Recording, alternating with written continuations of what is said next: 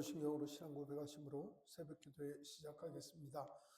전능하사 천지를 만드신 하나님 아버지를 내가 믿사오며 그 외아들 우리 주 예수 그리스도를 믿사오니 이는 성령으로 잉태하사 통영경 마리아에게 나시고 본디오 빌라도에게 고난을 받으사 십자가에 못 박혀 죽으시고 장사한지 사흘 만에 죽은 자 가운데서 다시 살아나시며 하늘에 오르사 전능하신 하나님 우편에 앉아 계시다가 저로서 산 자와 죽은 자를 심판하러 오시리라.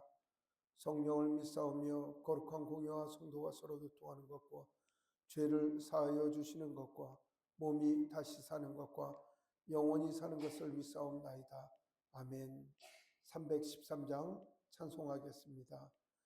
내 임금 예수 내 주여 이 죄인이 주님 앞에 한없는 은혜 받고서 내 생명 모두 드리오니 그 풍성하신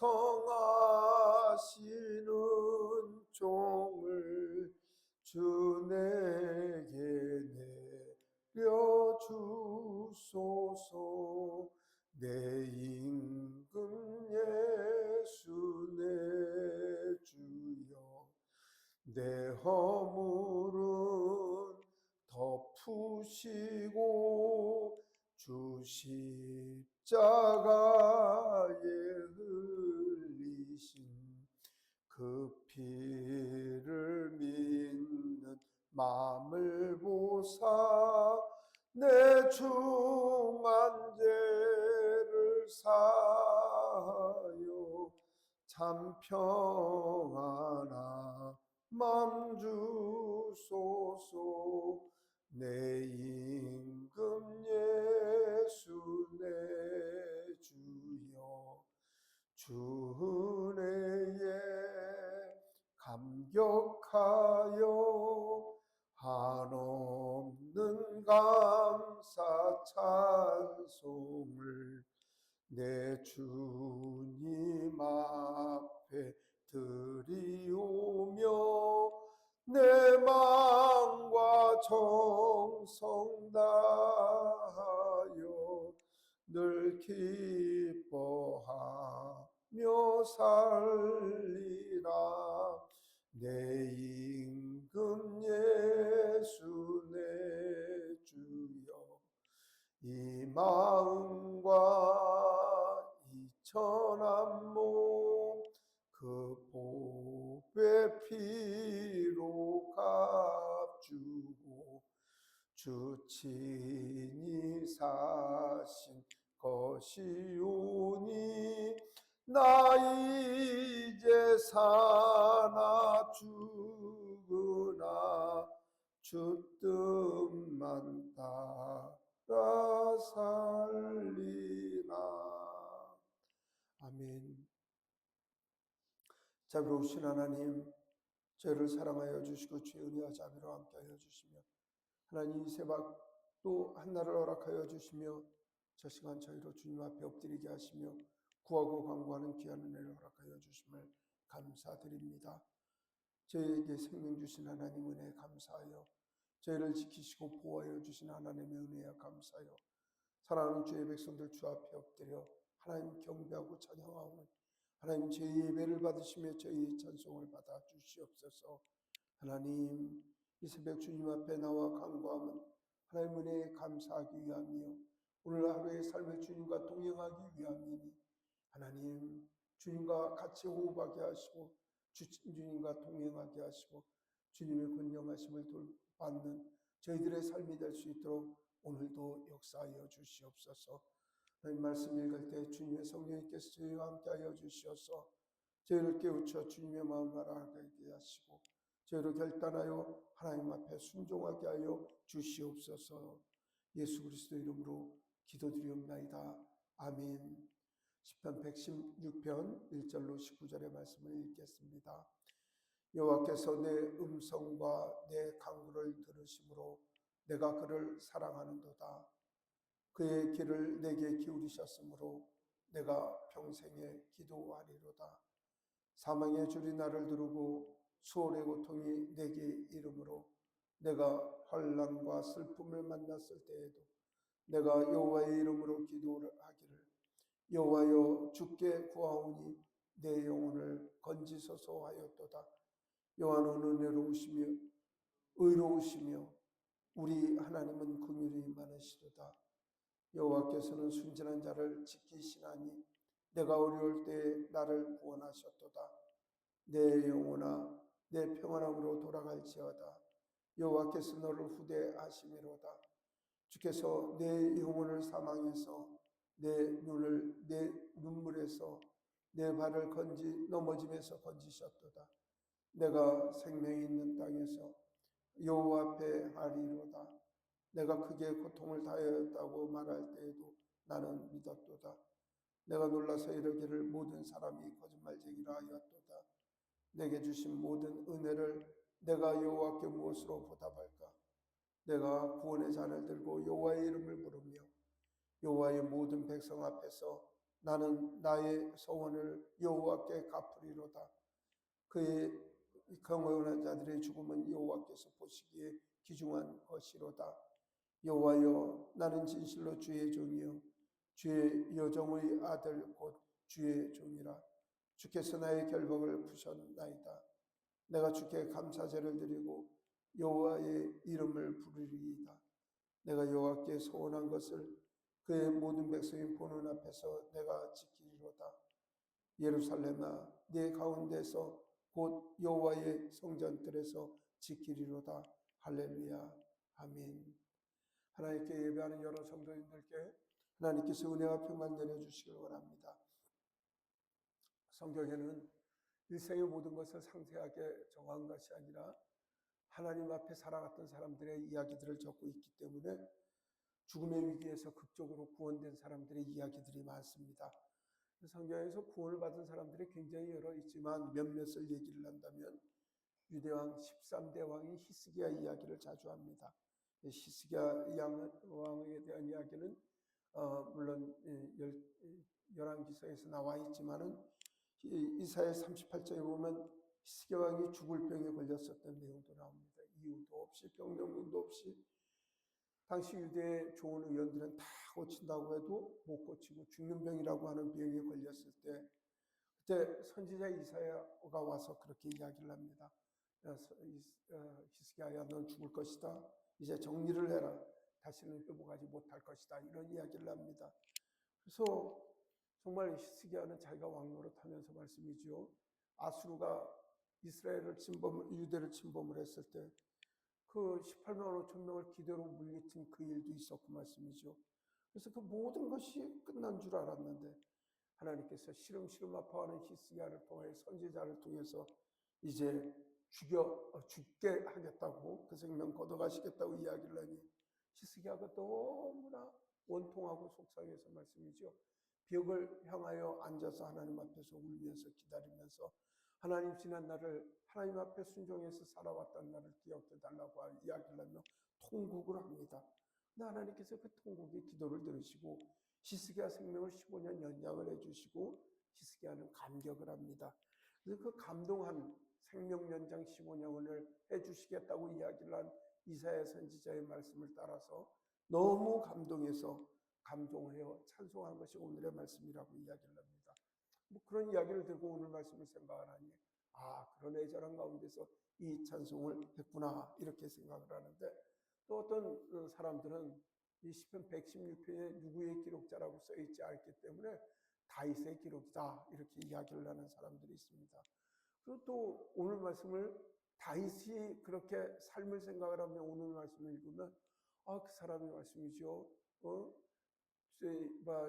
도망을 가서 블레셋에서 도망가 갖고 말씀이죠. 그쪽에서 저거 다윗이야 저거 죽여야 돼 얘기를 했을 때 그 미친 척하고 벽을 긁으면서 침을 흘리면서 그렇게 살아나는 그 위기 가운데 오늘 말씀을 읽으면 맞아 다윗의 삶의 위기 가운데 이 시를 읽었을 것 같아 이런 이야기를 하게 될 것입니다.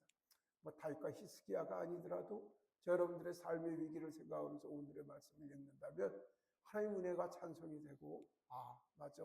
우리를 고난 가운데서 지키시는 하나님 은혜가 우리 평생에 우리를 돌보셔 하나님의 은혜에 늘 감사하고 살아야 되겠다. 이런 내용이 오늘의 시편의 말씀이라는 것입니다. 성도 여러분, 저와 여러분들이 이 땅에 살아가면서 하나님의 은혜 입은 것들이 너무나 많습니다. 감사하면서, 감격하면서 늘 감사하며 살아갈 인생이라는 것입니다. 지난 여러 번들에게 여러 번 말씀을 드렸지만 하나님 은혜에 감사해서 제 아내하고 둘이서 하나님 은혜에 너무 감사해. 벌써 우리가 이 나이가 됐어 이야기를 하면서 늘 고백 나오는 게 지난 겨울에 이야기를 했던 그래 오늘 죽어도 감사해. 오늘 죽은 게 아니라 어제 죽었어도 감사해. 이 이야기가 늘 나오듯이 오늘 시편 116편은 그저 돌보아 주시는 은혜에 감사한 게 아니라 은혜를 입은 자로서 하나님 앞에 어떻게 살아가고 어떻게 찬송하고 결단하겠다고 하는 의지의 찬송이 오늘 말씀에 있습니다. 사랑하는 성도 여러분, 저 여러분들이 이 마음을 가지고 주님 앞에 굳건하게 살아가시길 원합니다.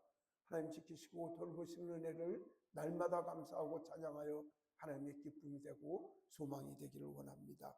1, 2절에 보면 이런 이야기를 합니다. 하나님께서 내 기도를 들어주셨다고 이야기를 하고 있습니다. 우리가 이제 하나님 만났다고 이야기를 하는 것은 우리가 코골이 귀걸이로 하나님을 만나는 게 아니라 정말 내 삶 가운데 주님께서 찾아와 주셔서 내 인생을 이끌어 주시는 것을 경험하는 것을 우리가 흔히 요즘 많은 교인들이 말하는 내 하나님 인격적으로 만났다 이런 이야기죠.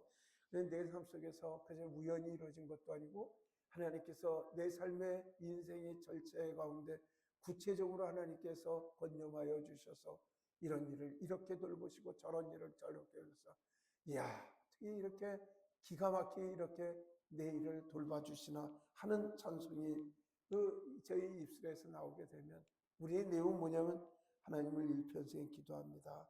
하나님을 찬양합니다. 그런 이야기를 하게 됩니다.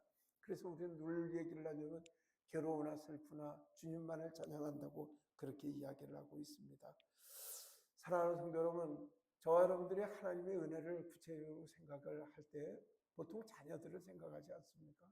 이제 저도 저희 아이들이 있으니까 아이들이 밥 먹나 어떡하나 이렇게 살펴보는 말씀이죠.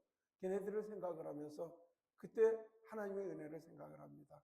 하나님 우리를 더 사랑하신다고 이야기를 하니 우리가 자녀들의 삶을 생각하는 것보다 우리를 살피시고 우리를 이끄시는 하나님의 은혜가 더 있구나 하는 그런 생각이 들면 감동이 오고 아이들 사랑하는 것보다 하나님께서 우리를 더 사랑하신다는 마음에 그 마음에 더욱 감동되기도 합니다. 저와 여러분들의 삶에 정말 하나님께서는 구체적으로 우리를 권념하시고 보살펴 주시는 좋으신 하나님이심을 저와 여러분들이 알아야 할 것입니다. 3, 4절에 그런 이야기를 합니다. 고난 가운데서 내가 기도를 했더니 하나님께서 내 영혼을 건지셨다는 구체적인 이야기를 하면서 하나님 내 영혼 건지셨다 이렇게 이야기를 합니다. 하나님 우리 순간적으로 하나님 앞에 고백하면 하나님께서 우리를 이끌어 주신다는 이야기입니다. 하나님 앞에 무슨 공로를 세운 것은 아닙니다. 하나님 앞에서 내가 이런 일을 행했기 때문에 하나님께서 나를 도와주실 거라고 하는 이야기도 아니라는 것입니다. 그래서 우리는 주 예수 그리스도 하나님의 아들님이시여 우리를 불쌍히 여기소서 간단히 줄여서 하나님 저를 불쌍히 여겨주세요. 하나님 저를 긍휼히 여겨주세요. 어렵고 힘들고 마음이 공허할 때마다 하나님 나를 살려주세요라고 기도하면 하나님 구원의 손길이 우리를 지켜주시고 보호하여 주신다는 사실을 늘 기억해야 합니다. 저는 이제 그 전도를 해서 이제 출신자로 예수님을 믿거나 아니면 이제 너무너무 힘든 가운데 아픈 사람들 병원에서는 힘들다고 이야기를 하고 요즘도 아침 되면 교회를 찾아오시는 분이 계시는데 정말 젊은 여자예요. 60밖에 안 난 아주머니인데 우리가 보기에는 정말 건강한 사람들 같은데 우리나라 최고의 병원들에서 이제 6개월 이야기를 한다고 하고 어떠한 약도 없다고 이야기를 하는데 이 아주머니 운전하고 다니고 아무 이상이 없어요. 그리고 얘기할 때도 그렇게 당당할 수가 없어요. 그러나 그 마음속에는 너무너무 공허하죠. 상황을 이야기를 하고 자녀들을 생각을 할 때 눈물을 흘리면서 그리고 그 온통하고 안타까운 마음을 어찌 모를 때 그냥 그분들에게는 제가 이제 목사로서 이야기를 합니다. 어렵고 힘들면은 한탄하고 속상하고 슬퍼하지 말고 하나님 살려주세요. 이렇게 기도를 하십시오. 하나님 나를 구원해 주세요. 이렇게 기도하면 우리 구원의 하나님께서 불쌍히 여기셔서 치유하여 주시고 회복해 주신다고. 그저 슬퍼지면, 그저 가슴 아파지면, 치료하고 싶으면 하나님 나를 살려주세요. 하나님 나를 구원해 주세요. 이야기를 하면 된다고 이야기를 하면 그분들을 알았다고 이야기를 하고, 또 그분들이 구체적으로 하나님에 대해서 알게 한다면 예배하고 좀 더 구체적인 이야기를 하겠지만, 하나님 우리의 필요한 어떤 형용사나 성경적 지식을 요구하는 것이 아니라 하나님을 얼마나 신뢰하느냐를 요구하신다는 것입니다. 그러므로 저와 여러분들이 성경의 말씀들을 묵상하고 그 말씀들을 살아가면서 우리의 믿음이 굳건해지는 것은 확신하나, 하나님 앞에 구하는 것은 미사 여구를 꾸며내서 이야기를 하거나 좋은 기도문을 만들어서 하나님께 올려드리는 것보다 우리가 절실하고 절박하게 하나님을 의지하고 하나님 구원의 하나님이심을 믿고 하나님 앞에 구하는 것, 하나님 내 의문을 건져달라고 기도할 때 하나님께서 우리의 가정의 문제, 사업의 문제, 질병의 문제, 아이들의 문제, 삶의 모든 문제 주관하셔서 우리를 이끌어 주신다는 사실을 믿고 의지하는 우리가 되었으면 좋겠습니다. 5절 6절에는 그렇게 이야기를 합니다. 하나님께서 나를 구원하셨다고 그렇게 고백을 합니다. 시편의 기록자는 죽음의 문턱까지 갔다 온 사람입니다. 전적인 하나님의 은혜로 말미암아 구원함을 얻었습니다. 그렇게 구원함을 얻었기 때문에 뭐라고 고백을 하냐면 하나님은 은혜로우시고 의로우시고 하나님은 자비로우신 분이시라고 하나님을 찬양할 수밖에 없다는 것입니다. 많은 사람들이 그렇게 이야기를 해요. 저희 아이들을 키우면서 아이들이 저희들한테 엄마 고마워, 엄마 감사해 이런 이야기 하지 않습니다. 우리 성찬인가가 초등학교 2학년 때인가 다리가 다쳐져 갖고 무릎에 골수염이 생겼어요. 근데 세상에 병원에서 한 1년 있다 검진을 잘못했더니 골수암이라고 다리를 절단해야 된다고 이야기를 해서 말씀이죠. 난리가 났었죠. 초등학교 2학년 때. 뭐 집안 식구들 다 모이고 말씀이죠. 그냥 해서 뭐 울고 해갖고 요 밑에 이제 선배 원장님이 있으니까 자신의 병원에 큰 좋은 의료 장비 있으니까 와서 검사를 받으라고 해서 그때 이제 최신 의료 장비가 들어왔다고 해서 찍었더니 전 스태프들 모아갖고 회의를 했더니 이게 안에부터 나온 거라면 골수암이 맞고 잘라야 되고, 그다음에 만약에 오래전에 그 뼈에 대해서 전체적인 상처를 입어서 그게 아물어 가는 과정이면 골수염이 맞다 이렇게 판단을 받아서 그래서 그 수술을 하고 그다음에 암인지 염인지를 판단하기 위하여 조직 검사를 보내고 그런 적이 있습니다. 성찬이가 초등학교 2학년 때지만 그 상황이 너무 시급한 것을 알고 그 부모가 그렇게 울고 큰아버지도 울고 고모네도 울고 이모네도 울고 삼촌네도 울고 다 울고 하고 하는 것을 알고 나서 아이가 그게 이제 나중에 그 골수염이다 이렇게 판정이 돼서 염증 치료하면 하면 되겠다 해서 병원에서 이제 집으로 입원 준비하러 올라오는데 말씀이죠. 그 아이가 차에서 초등학교짜리 2학년짜 하나님 감사해요 주님의 은혜 뭐 시킨 것도 아니고 말씀이죠. 제가 운전하는데 그 옆자리에 앉아서 그 찬송을 불렀던 것을 기억을 합니다. 물론 차에 타고 있는 제 아내하고 그 아이하고 다 울면서 그 찬송을 불렀었는데 초등학교 2학년짜리도 하나님의 은혜를 경험하고 나면 그리고 차에서 내리면서 하는 소리가 엄마 고마워요, 아버지 고마워요. 초등학교 2학년짜리 언어가 아니거든요. 사실 우리가 죽음의 위기를 겪은 사람들은 하나님을 뭐라고 고백을 하냐면 하나님은 은혜로우십니다. 하나님은 의로우십니다. 하나님은 자비로우십니다.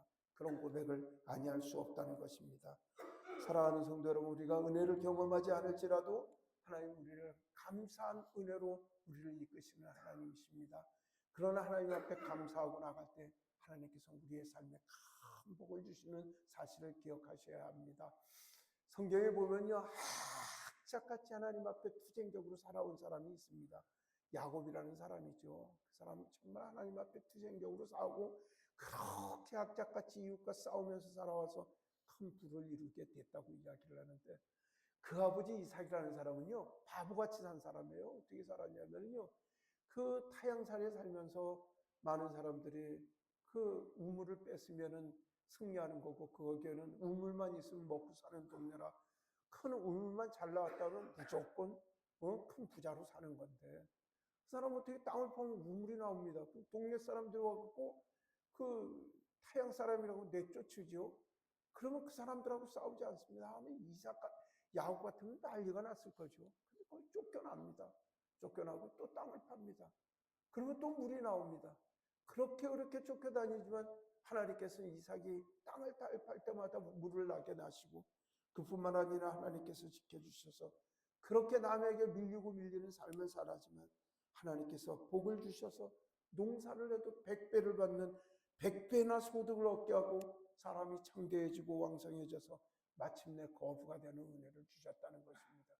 그래서 이삭은 하나님 앞에 평온하게 살아가는데 하나님 돌보시는 건념하시는 가운데 큰 복을 입어 살아가지만, 야곱은 정말 우여와 곡절 가운데 정말 여러 가지 어려움을 당하면서 결국 그에서의 아퉁바둥 살면서 결국은 사랑하는 아내를 잃어버리고, 또 그렇게 눈물 가운데 사랑하는 아들을 잊어버리고 그 눈물 가운데 그렇게 살아갑니다. 결국은 야곱이 그 바로의 문전에서 바로와 대화할 때 뭐라고 이야기하냐면, 그 아버지 연세가 어떻게 되시냐고 그렇게 묻는 바로의 말에 내가 평생을 험난하게 살아왔다고 이야기를 하면서, 많은 사람들이 야곱이 하나님 앞에 큰 복을 살아서 복을 받아 부자로 살았다고 그렇게 생각하지만, 그 받은 복이 험난한 인생을 살아왔다고 하는 고백밖에 될 수 없다는 것이었습니다. 사랑하는 성도 여러분, 저는 우리 토교의 교우들이 하나님께서 복을 주시되 물론 야곱과 같이 부자가 되고 야곱을 통해서 족속을 이루는 그런 복도 되지만, 온전히 순전한 가운데 하나님 돌보심의 은혜로 말미암아 나가도 복을 받고 들어와도 복을 받는 그 복이 우리 교회에 임하고 우리 성도님들 가정에 임하기를 소망합니다. 또한 여러분들이 원하고 원치 않으셔도 하나님께서 여러분들의 사업과 생업에 복을 주셔서 100배나 넘치는 그런 복을 받는 우리 교회가 되기를 간절히 원합니다. 또한 그를 위하여 열심히 여러분들을 위하여 기도를 하고 있습니다. 7절에서 9절에 보면 그렇게 이야기를 합니다. 하나님께서 행하셨다고 그렇게 이야기를 합니다. 그리고 뭐라고 표현하냐면 평안함으로 돌아가라고 이야기를 합니다. 부자다라고 이야기를 하지 않고 평온하고 평안한 가운데 하나님 앞에 갔을 때 하나님께서 너를 후한 대접을 해주실 거라고 그렇게 고백을 하고 있습니다. 그러니까 하나님께서 우리를 사망에서 눈물에서 넘어짐에서 우리를 건지시며, 또한 내 생명이 있는 땅에서 여호와 앞에 살아가도록 하나님께서 우리에게 복을 주시는 은혜를 행하여 주셨다고 고백을 합니다. 이 일들이 자꾸만 고백이 되어야 합니다. 남들과 비교를 해서 누구랑 비교를 하겠습니까?